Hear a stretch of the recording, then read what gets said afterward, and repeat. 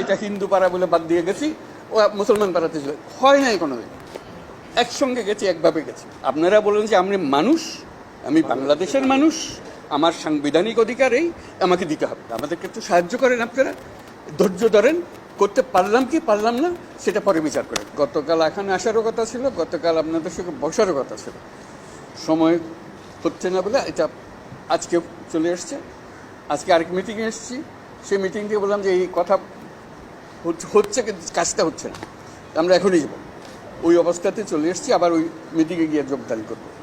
কাজে এই পরিস্থিতিতে আসার কারণটা হলো একটা বড় রকমের একটা বিভেদের আওয়াজ শুনছি, যেটা বিমানবন্দরে নেমে যেটা বললাম যে এমন বাংলাদেশ আমরা করতে চাচ্ছি যেটা আমরা এক পরিবার, এটি হলো মূল জিনিস।